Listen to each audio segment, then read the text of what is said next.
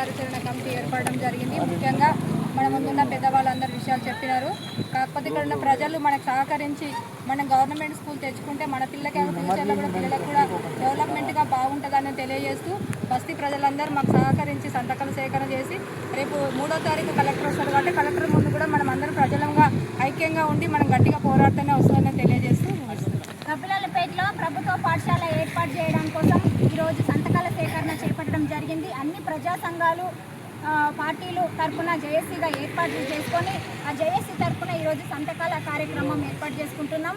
అదేవిధంగా ఈరోజు రేపు ఎల్లుండి 3 రోజుల పాటు సంతకాల సేకరణ ముగించుకొని ఆ తర్వాత కలెక్టర్ ఇక్కడికి వచ్చేస్తున్నారు కాబట్టి కలెక్టర్ కూడా వినతి పత్రం అందజేయాలని ఖచ్చితంగా గబ్బిలాలపేటలో ప్రభుత్వ పాఠశాల ఏర్పాటు అయ్యేంత వరకు ఈ జేఏసీ ముందుండి పోరాడుతుందని గుర్తు చేస్తూ